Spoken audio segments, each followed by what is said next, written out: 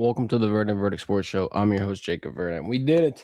We are back. Cox Wi-Fi. Can't hold me down forever, bro. We got it fixed. I'll start it off if you haven't been with us through the last week. Kind of been going through hell. Can't lie. Don't have any Wi-Fi. It's slow. Can't upload anything. Tried our best. Show must go on. We recorded it. But here's a side note. Anybody ever moving to Baton Rouge, I don't care if you're going to LSU, going to Southern, you could just be staying at your grandma's house. Do not get Cox Wi-Fi. If you have the choice, if you can get AT&T, if you can get Raz Wi-Fi, go get them. Go get them guys. I'm sure they're nice quality stand-up company, but Cox, no. This is an anti-sponsorship to open up the show. But glad that we're back on live. Appreciate everybody for joining the chat. Hit the thumbs up.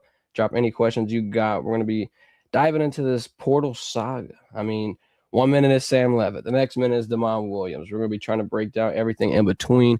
Sticky situation, I can't lie. Seems like every single time LSU is in the talking point of the news, it's always on the brink of a precedent getting set, whether it be stealing a coach or now potentially stealing a quarterback. They're entering their villain era, if you will. I think damn near everybody will pretty much hate LSU that's not LSU fans if this goes through.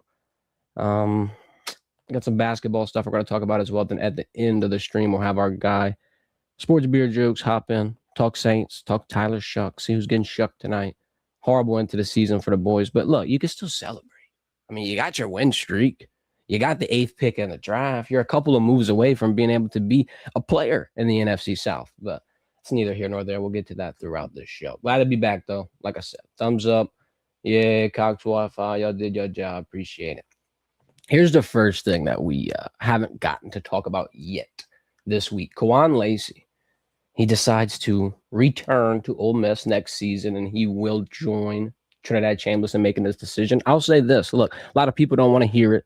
I know this is a LSU-focused show, but this could be a microcosm of the Frank Wilson effect. That's all I want to say. That's all I want to point out there is that, yeah, his running back coaching, Kevin Smith, and his head coach, Lane Kiffin, are at LSU. But there was a key factor, and there is a key integral part in why Frank Wilson arrived as early as he did in the Sugar Bowl with Ole Miss last Saturday. But I'm going to let y'all decipher that one. Now, in LSU's instance, it's not the best news, especially losing Caden Durham, but I'll be positive. You still have key pieces. You still got Harlan Barron. You just added the Charlotte running back transfer, Rod Gainey, who hasn't had much production, but he can develop into that backup role that, you wanted a guy like Caleb Jackson to be able to blossom in, which doesn't always happen. But the main holes that they have after the additions that I've seen, your 3 wide receivers, your tight end, the main 2 holes are obviously offensive line and quarterback. Now, they've gotten some good pieces like Hawaii wide receiver Jackson Harris, 49 catches, 900 yards last year, 12 touchdowns. He did have 2 years on the bench at Stanford, so he's got a few years under his belt in terms of college experience. Old Dominion wide receiver Trey Brown, not as experienced. He'll be more of your wide receiver 3 guy, adding that key depth to that spot when you're losing a lot of names. A Zay Thomas, a Barrion Brown, a Chris Hilton, an Aaron Anderson. You're losing a lot of bodies in that room, so putting more of them in there at every single area of experience and every single area of the scheme, I feel like is very beneficial. The most important one that they added, though, Kansas State wide receiver Jace Brown, 41 receptions, 700 yards, 5 touchdowns, but he's had 2 consistent years in this role with this output. I think you got some good names there because wide receiver was going to be a minute focus, obviously not as big as offensive line and quarterback and those key areas. You return guys like Trudez Green. You're going to be able to have Harlan Berry be kind of a receiving back out of the backfield and give you some production in that area as well. But all I want to say, Mr. Eugene Wilson. It's an interesting name that wasn't talked about in terms of being on the visit yesterday. Shit, they had this picture right here. Shout out our guy, John Eads. This picture's going viral. You got Sam Levitt, Whit Weeks, and Kiffin in the PMAC. But look a little closer. You got Eugene Wilson right there in the middle of them. And a lot of people just completely overlook that. I'll say something about Eugene real quick before we talk about this quarterback saga.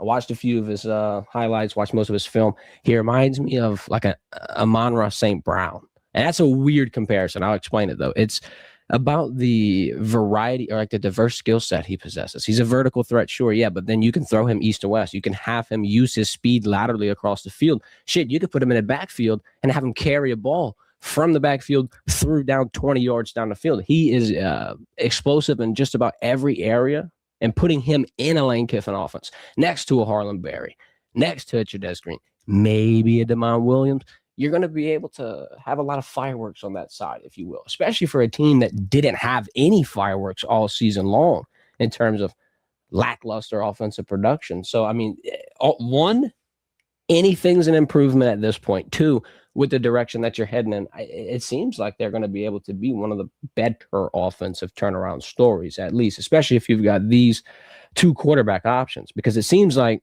when you have options here, you're not handcuffed to be able to just be like, all right, cool, yeah, this is our guy. I'll compare it to LSU's defense this offseason, which is a crazy comparison because we're going offense to defense, but they had competitive depth at almost every area, to the point where it was very hard to see who will climb to the front of the rooms, who's going to be your starters. Let's take a guy like Ashton Stamps, for example, who had his role, his time, his minutes, almost every opportunity eaten up by a guy like DJ Pickett, PJ Woodland. Obviously, Mansour Delane comes in and he's your anchor corner, but that, visual of what LSU's roster went through as far as a transitional period last year is a big indicator as to why competitive depth can bring the best out your team. If you have a lot of options, I feel like you're in a better situation than if you have no options. And that goes clearly without, having to be explained. Now, will LSU get Levitt and get Demond? No. But you're not in a situation where a Sorsby is gone, Lagway's at Florida State, whatever the case may be. At that point, you're handcuffed and people are scratching their heads wondering what's going on. Now, flash forward, there's a whole new name in the portal that nobody even expected because he was re-signed.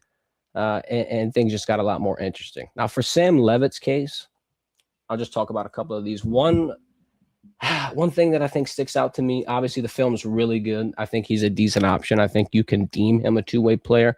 I've heard the injury concerns, though, and I want to just address them briefly. So right now he has a Liz Frank injury, which is more towards the middle of your foot. Had to have surgery because of it. People on Twitter are going back and forth on, was it basketball? Was it football related? Was it this? Was it that? You're always going to get those Twitter doctors, if you will. Here's what I'll say, though.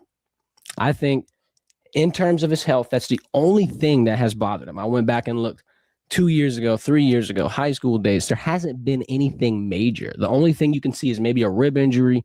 He played through it for 2 months. Never had to get sidelined one time. So it's just tough to me to really say that he has the injury bug, especially in the college football world where, let's be real, everybody's banged up by the end of the year. I mean, we were talking about Garrett Nussmeier being hurt in the first week of fall camp or the second week of fall camp this season. Injuries happen. You're going to have bodies. That goes back to my point about competitive depth, where even if you're bringing in Levitt or Demond, I'm still going to want a younger quarterback on the roster to be able to kind of wait and potentially provide supplemental reps. Even if it's something as simple as it's a blowout win, you're up 21 points. You're not going to want to keep your main guy in the offense this entire time. And as of right now, besides Piccarella, all you would have would be this transfer portal quarterback that you bring in, whether it be Levitt, Demond, whatever the case may be. I don't think he has really many question marks around him in terms of Sam Levitt, in terms of his game, in terms of things I'm worrying about with him. I think he's a pretty complete quarterback, and he's the number one prospect right now for a reason. Now, it is interesting because he comes in and he has all, the nice visit. A lot of people, you're on threes, you're Matt Moscano's, everybody's talking about him going through the VR and doing this and doing that. But then you go to the LSU basketball game, which is an interesting thing to bring him to. Sorry, Matt McMahon, I'm not trying to have you catch a stray, but that's not where I would bring him. But that's neither here nor there. The Desmond Williams story breaks.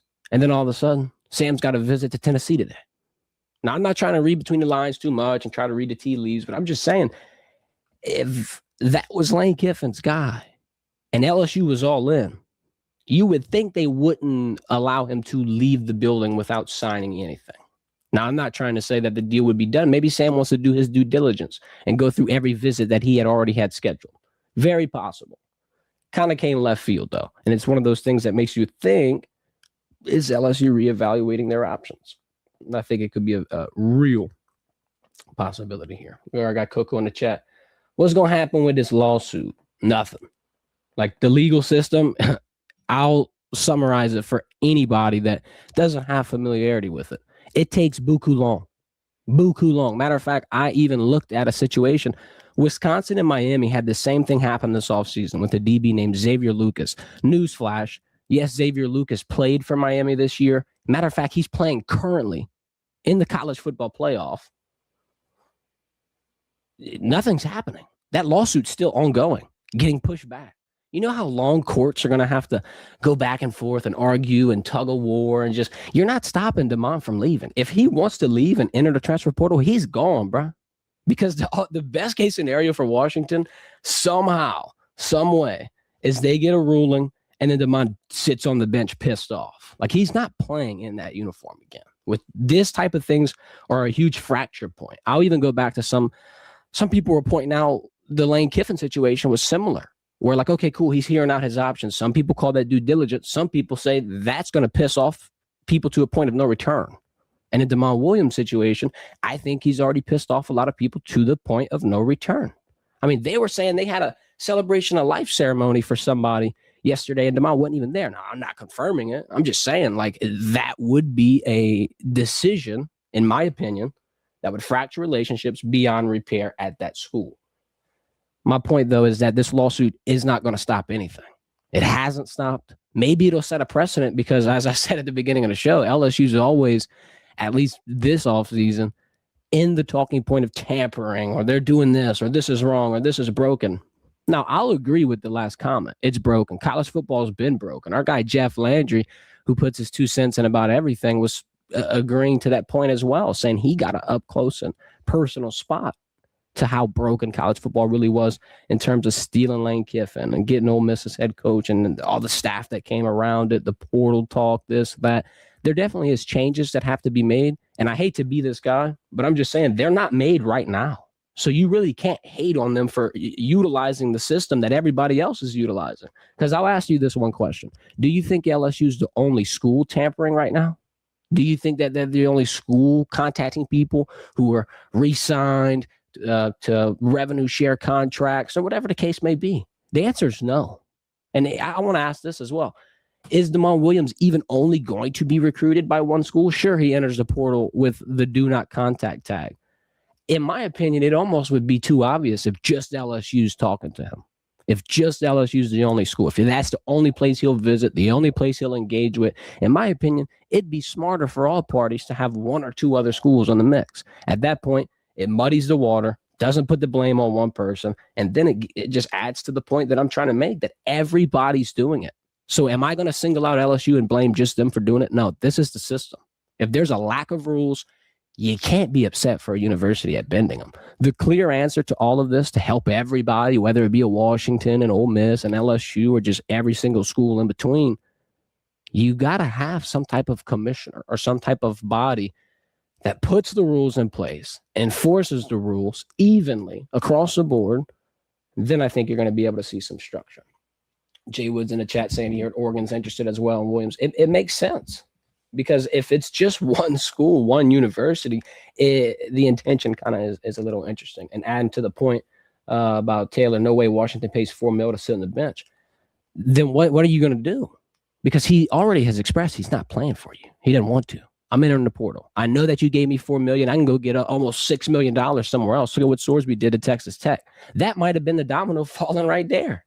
Is seeing another quarterback getting a bigger contract, and your eyes getting a little bigger. And we also got to keep in mind, I mean, we keep saying Desmond. Yeah, it's going to be his decision.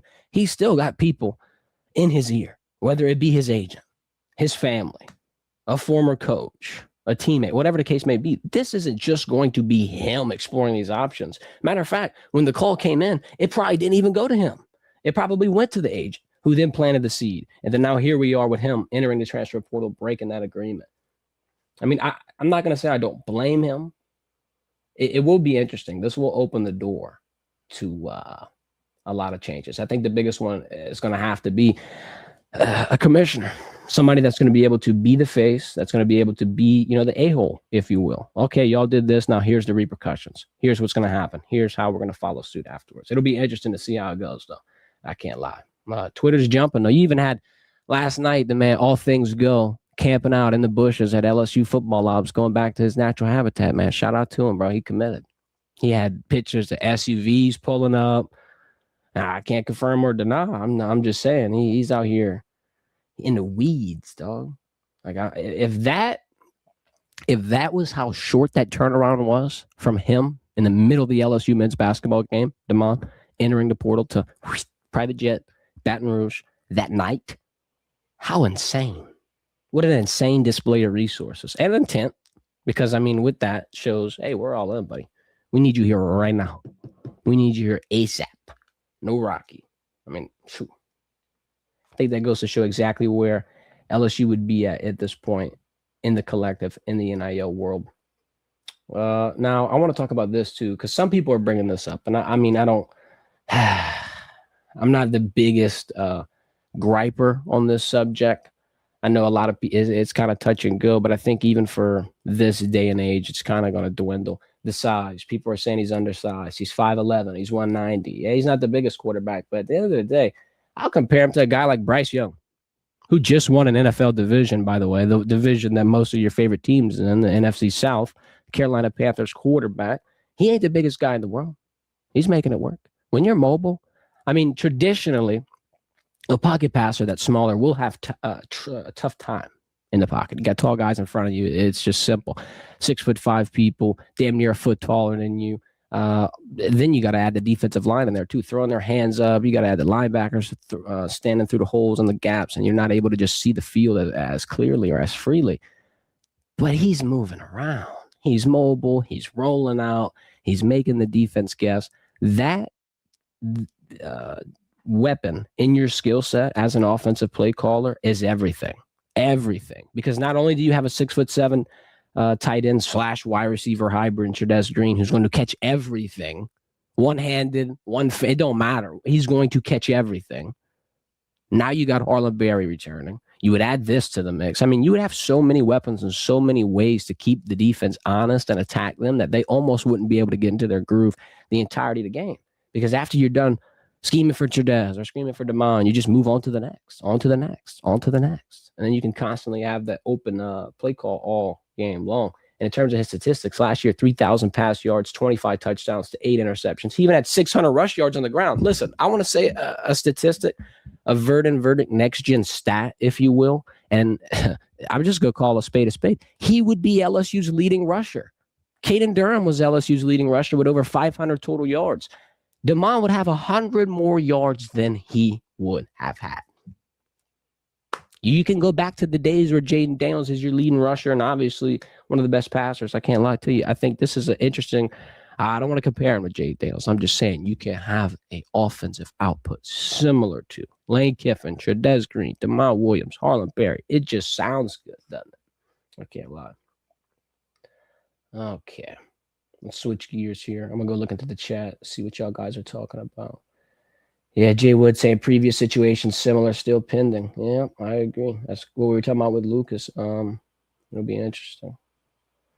I'm sure he would have to pay the money back for Washington, right, if he received it. I would guess. I think this is going to be an interesting precedent, not only for is this going to be able to happen again, but how these contracts are written. And I'm all for the incentive-based contracts. However, I'm not for it when you're the only school doing it. I do think, once again, this goes back to my commissioner comment. If you could have somebody come in and say, hey, this is the uniform standard for all collegiate contracts now. They're incentive-based. You got to play this much. You're going to have to do these things to be able to get 100% of pay. Do this to get 80%, 70%, whatever the case may be. The NFL uses it. The NBA uses it. Most sporting leagues have a base pay system like this. I doubt it would be he gets all the money up front. Seems like they'd be shooting themselves in the foot, but I'll agree with you. He would more than likely have to give it back. Can't lie to you. AT in the chat. Julian Sands can inch taller than Williams. Yeah, I don't think that look, I don't want to be clipped on here in internet immortality saying size don't matter. But I think in the quarterback system, like you have with Lane Kiffin, I think you're going to be able to make it work. Let's go see how big Austin Simmons was. That was the Ole Miss quarterback that started. Now he's 6'4". He's pretty big. Interesting. I did not think he'd be that tall. What about Trinidad Chambers? Trinidad Chambers says 6'1". Some people say 6 foot, about 6'1". That's not one of your bigger guys. Last one, Jackson Dart. 6'2". All right. Chambers is going to be one of the smaller ones in recent memory for him. But yeah, I agree. I don't think that that's going to be a big deal at all. Coco, he's referring to Bryce Young college career. Oh, he's sitting here talking about me saying the Panthers thing, sneaking the back door to the playoff, bragging about the record. Man, I ain't no Panthers fan. This dude out here getting ruffled, buddy. They won the conference, or they won a division. I mean, the facts is the fact. Sneaking in the playoffs is redundant. You know why they were able to get into the playoffs with that record? Because everybody in that division around them sucked. Saints still sucked. The Falcons was sucking. The Bucks choked at the end. It is what it is, buddy. Don't hate the match. All right, so we'll talk about LSU men's basketball. I'm gonna wrap that up at the end of the show. Actually, I got something special for y'all. Can't lie to you. We got a good friend of the show, Sports Beard Jokes, just jumped into the chat. I'm about to pop him up and introduce him to the world, man. How's it going, dog? What's up, man? Can you hear me? See me? Loud and clear, dude. All right, sweet. I can't really see you. Trying to figure this out, but what's We going can on, make it bro? How you work, man. doing? We can make it work. So I was just joking with somebody in the chat, bro. I'm talking about LSU getting a new quarterback, talking about size of quarterbacks, and I made a mention to Bryce Young. Now he's a smaller guy, getting a lot of flack. You hear all kind of different measurements: 6 foot, 5'10". I've been next to the dude. I don't think he's taller than. I'll give him 5'11". I'll be generous here. They won the division though, in a confusing NFC South season, if you will, because I would have never guessed the Panthers would have won it, especially at the beginning of the season. How you been holding up, though? I know the Saints took that L to Atlanta, but you got the 4-game win streak, though. You got the 4 games.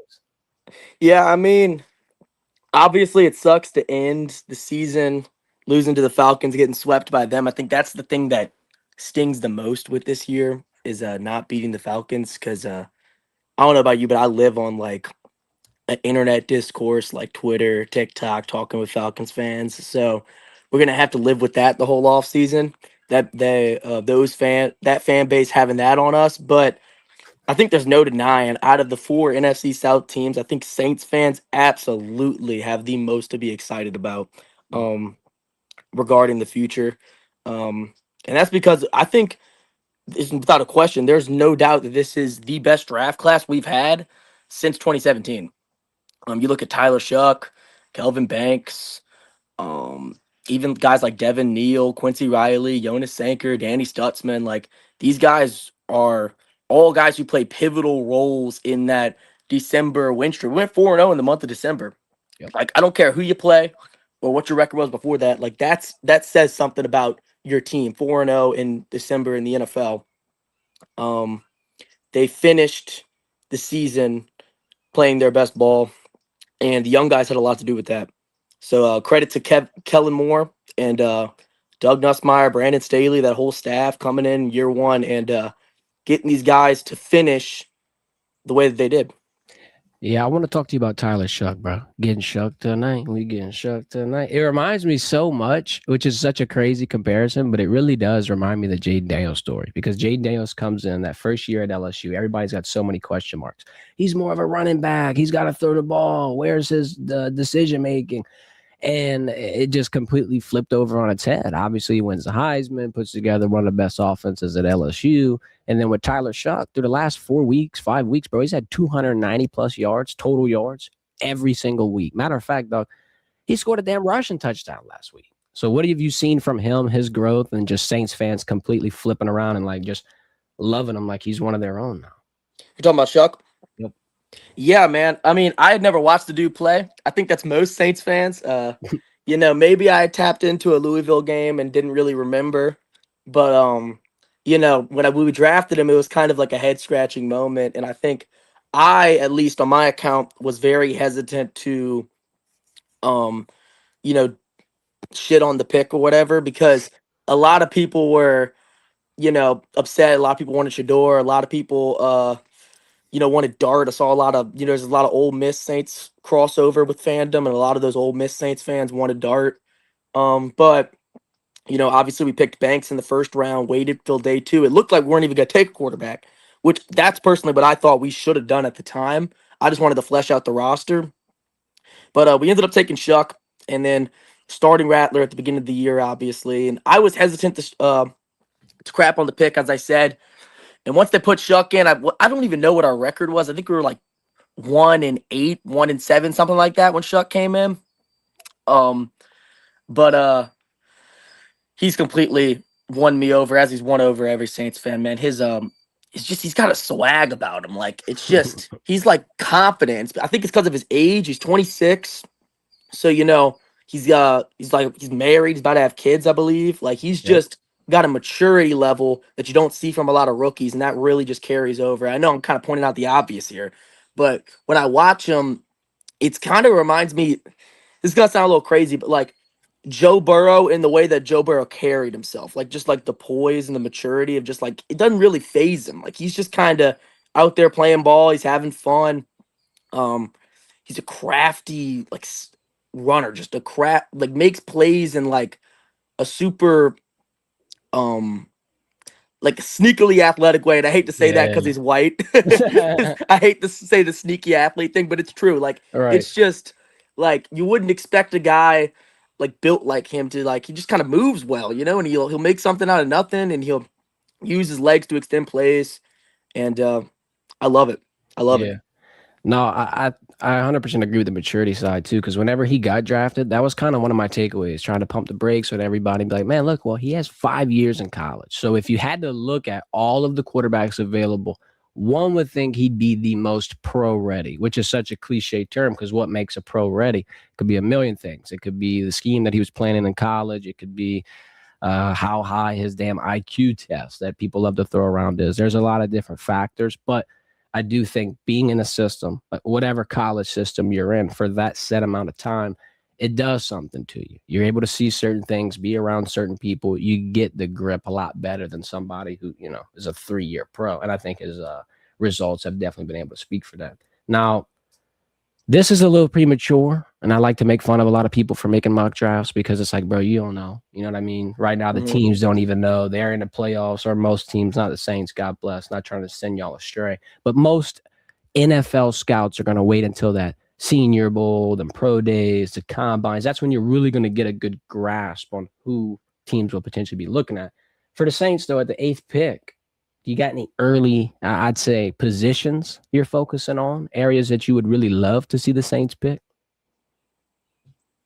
Oh, I thought you were gonna say okay. Yeah, I think we should take a wide receiver.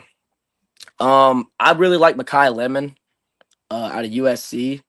I think that it's kind of like a meme on Saint social media right now about who Tyler Shuck was throwing the ball to against the Falcons. Damn, We got YMCA guys like men's league. what was his name, like Samari, whatever. I don't even know, man. But we had Yeah. freaking no names out there, bro. You got me, bro. You got me out there. Yeah, we got a Planet Fitness squad. So like I think that that's undeniable that if you get Shuck some help, obviously we'll get Olave back and he had a great connection with him, but we traded Rashid Shaheed. I really like the way Devon Vele, he kind of reminded me of Marcus Colston, just a big body, strong, uh, possession receiver. But if we can get like a premium first round pick on like one extra just young weapon on a rookie deal, I think that would really open up the offense. Kellen Moore and Tyler Shuck year 2 can really get going. I think that's the obvious one. Though outside of that, I think that interior offensive line definitely needs some help. Obviously, we're getting Eric McCoy back. I think we got our 2 franchise tackles as well. I know Saints fans really don't want to draft another offensive lineman because it feels like we've been doing that forever, and it's really boring to be quite honest. But our guards aren't that good, man. That's just the reality. So I would say those are the 2 that I would definitely consider picking. Yeah, offensive line is not a sexy position, but I mean, like, let's even relate it to college football. It, I think, was the number one talking point for LSU going into the year. It was the number one thing that everybody was reflecting on during the year. It all starts at the trenches, bro. I mean, you can even dial it back to the Super Bowl when the Eagles are making Patrick Mahomes run around like a chicken with his head cut off, dog. Like, if you can pressure a quarterback and get him off his spot, you almost control the entirety of the game. I can't lie to you. I want to ask you, speaking of defense, keep it defense related.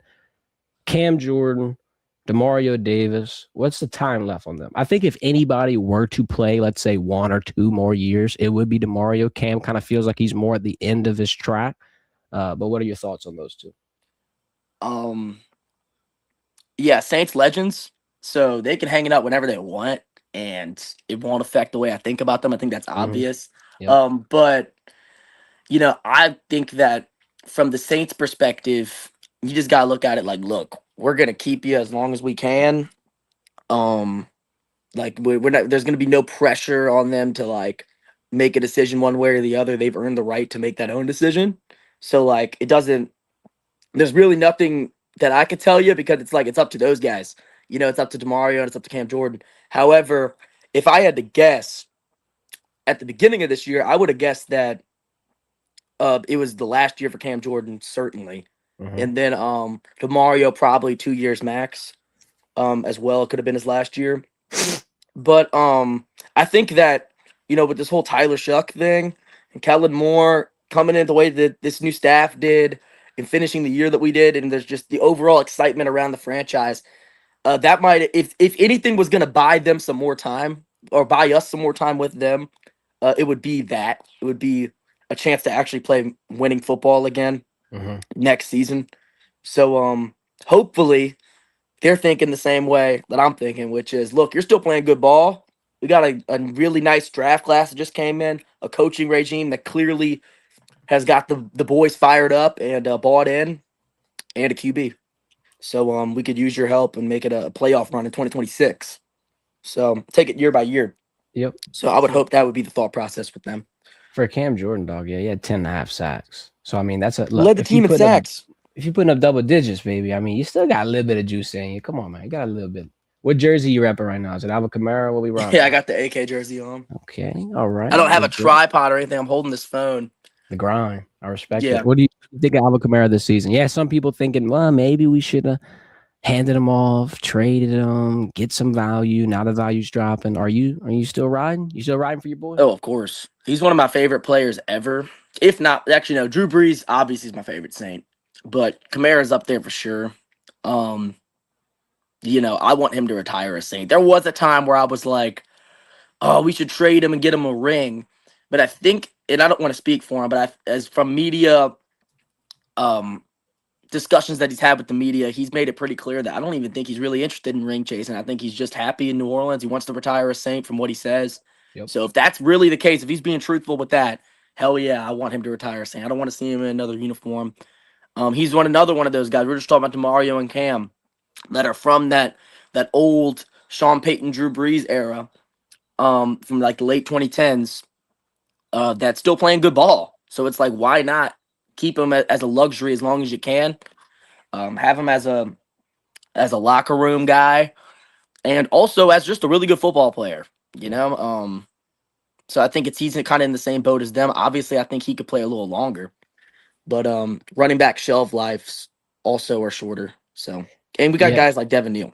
It's so interesting too. I'm glad you brought up Devin because like I was thinking about Kamara when he was with Mark and Mark Ingram was kind of passing him a torch and being the Hmm. vet and showing him the way. And now, I mean, full circle, Alvin Kamara is going to be doing that for the future of the Saints running back room. He's kind of in that position now.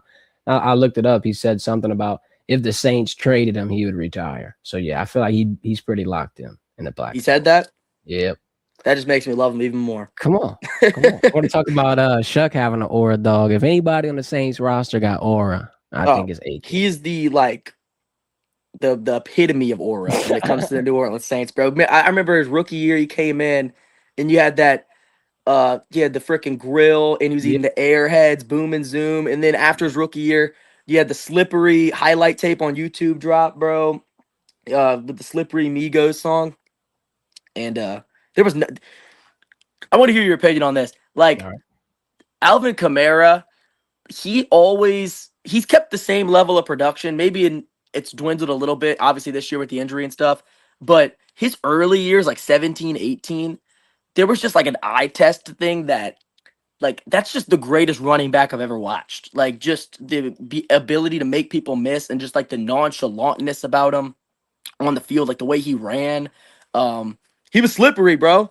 And I just think that it kind of changed as he got a little older. He kind of like changed his running style, if that makes sense. I don't know if you've noticed that, but he still was able to keep the same production. The if thing I that makes think that sense. was the biggest change, which is low hanging fruit, very obvious, very clear, but it's Sean Payton in that scheme. And then obviously Drew Brees is gone. You don't have that. And I'm not even going to sit here and say throwing check downs is bad, but like it was a key part for their offense. And I feel like a lot of other, like let's take Aaron Rodgers, for instance. I don't know if it's Warren or Gainwell. I think it's Warren. Bro, he gets like 5 catches out the backfield every game. And that ability to be able to create through him not only gets him fired up, gets him loose, gets him going. I don't know. It's just, I think as they've kind of dwindled away from that, they started to use him less and less in that regard. Maybe it's because of the age. And like you said, the getting banged up, you don't want to put him in many situations where he gets lined on the sideline or something. But no, I agree. In the beginning, he was one of the most explosive players. Had to have him in fantasy. It was a non-negotiable. He had to be on your fantasy roster. Him and Cooper Kupp, bro. Like they fed families for a few years. Yeah, and it was just, I guess more so what I was getting at was just like, it was just shocking. Like in 2017, when he came in and like every single game, he would just have a wow moment. Like just like a, like I feel like even in like the end of Sean Payton's regime, like 2021, 2020, like he was still insanely productive. He'd still have highlights. He was still a superstar. Of course, all that's true. But like maybe it was just as a fan, I kind of got used to it. I kind of came to expect it from Alvin Kamara. But like something about like his rookie year, especially, just the eye test was just insane. Like he Mm-hmm. just if you and even if I go rewatch those highlights, um, just the ability to make people miss and just slide right off of defenders and broken tackles and just keep his balance. I think that was the main thing. Is just his balance was remarkable. But anyway, yeah, Yeah, that's all I want phenomenal to say. athlete, though. It'll be interesting, man. Well, I appreciate your time, dog. I'm about to get you out of here. We're going to have to Hell get you on yeah. here soon, though. Anything you want to lead the fans with before you get out, bro? Message to Saints fans, Who Dat Hey, Nation, maybe who even dat? talk a little Go shit to the Tigers. NFC South. Who dat? Go Tigers. Future's bright. Kellen Moore, Lane Kiffin, Tyler Shuck, Demond Williams. Actually, I don't know about Demond Williams, but he just hit the portal. We'll see. Sam Levitt or Demond Williams, whoever it ends up being. Who dat and go Tigers. Cook it, man. Appreciate your time, big dog. Yes, Sports sir. Beer Jokes. Let them know where to follow you on TikTok, on Instagram. I'll drop the Y- links in the chat for them. Yeah, it's just sports beer jokes on TikTok and Instagram. It's that simple. We have a lot of fun over there. Go follow. Yes, sir. The man. Appreciate your time, dog. Thanks We'll for be in having me touch. on. Yes, sir. Have a good one, bro. You too. That was our guy, Sports Beer Jokes, man. Good time. We got Coco in the chat saying he a real deal Saints fan. Yeah, he's a real deal Saints fan, man. We had to get some Saints talk going on for you. We had to get shook tonight. Get shook tonight. Look, I know that's probably the worst game to lose for the Saints. Like 10 losses on the whole year or 11, whatever the case may be. That's the worst one of them all. That is the worst one. Not because it's the last one, because it's the damn Falcons. I was eating pizza watching the game, and I heard somebody say, "Man, it don't matter. The whole season don't matter. We got to beat the Falcons, man." And that's the whole vibe around the city whenever games like that are played, bro. I can't lie. Let's talk about this LSU hoops real quick, and then I'm getting out of here. Yeah, men's basketball. It's rough. It's rough. I can't slice it any other way besides that. They played South Carolina yesterday, and I want to put a side note out there for everybody. You can say what you want, but South Carolina was plus 360 to LSU last night. That's right, plus 360 on the money line. LSU was like double-digit favorites on the point. You know what we did? We took the damn money line for South Carolina. Why? Well, first off, this is no stray. This is no disrespect. This is just me being honest. There is no team in the SEC that LSU men's basketball should be a double-digit point favorite over. None. Not a team with double-digit wins. Not a team with double-digit losses. Not a team on a double-digit loss streak. And I'm just saying, I'm being honest. The team in LSU, it's not put together well. They don't have much depth. They haven't been really competitive for a long time. That was free money. That's all I got to say to start that off with. It was a blowout L. I can't lie to you. They were down 25 points at halftime. They never led one time. The starters are shaky. One of your starters had 2 field goals made. Shout out to them. 2 of your other starters only had 1. So 60% of your starting lineup combined for 4 field goals total. Horrible. And I want to circle back to the comment that we were making when we were talking about the Texas Tech game and the SMU game. Okay, cool. It's good that you're scoring 90 plus points in these moments. That's fine.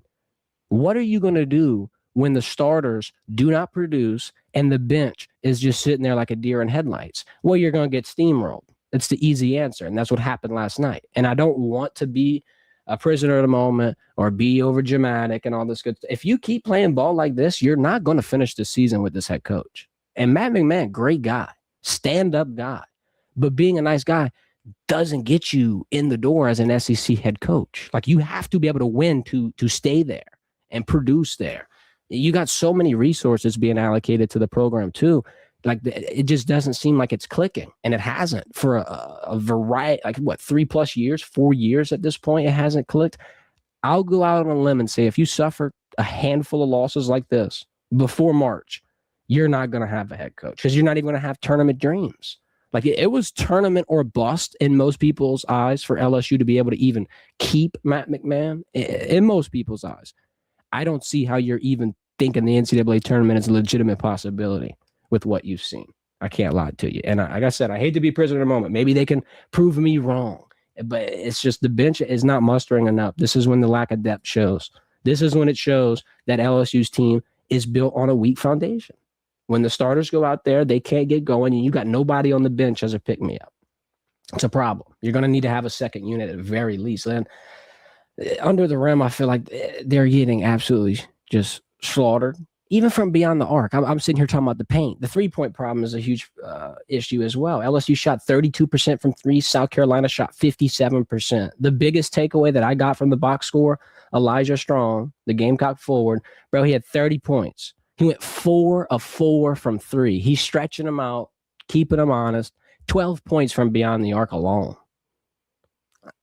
4 field goals from beyond the arc. Please keep in mind that 60% of LSU starters totaled for that same amount of field goals, bro.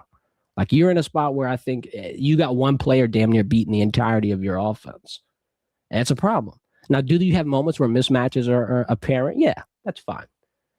I'm just getting the weird feeling, if you will, that LSU and LSU men's basketball is biting off a little more than they can chew. And I think that you're going to have to hit the drawing board, get a new coach, get a new team, whatever the case may be. Hate to say it. Hate to call for people's jobs. It's rude, all this good stuff. I'm sorry. I don't think that you are going to be able to salvage this unless you make changes. That's my opinion. And Tron in the chat, happy early Mardi Gras. Stay blessed, my friend. Happy Mardi Gras to you too, bro. Hope everybody has a good one. I'm about to get out of here, man. That's my soapbox moment for today. We went about 45. I want to thank Cox Wi-Fi for not kicking me off once again. We're back. We are back. We have never been more back than we are today.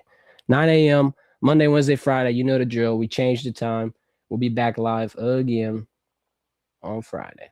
Friday at 9 a.m. Hopefully we got an update, a Desmond Williams update, if you will. I'd imagine that matter of fact, I'll say this to you right now. If Desmond does come to LSU and that news gets finalized and it's not Friday, let's say it's, I don't know, tonight or tomorrow, we'll do a special live stream for you. How's that? Hopefully everybody likes it. All right. Appreciate all my people in the chat. Jay Woods, Alex Taylor, Chisholm, Coco, AP, American Patriot. I didn't even see you, bro. Good morning, AP. How you doing, bro? And Tron with the Mardi Gras wishes. Appreciate everybody. Y'all hit that like button, share it, subscribe. Whatever you want to do. Set your alarm, though. Friday, 9 a.m. We're back. Breaking down the portal. This has been the Verna Verdict. I'm your host, Jacob Verna. Y'all enjoy your damn day.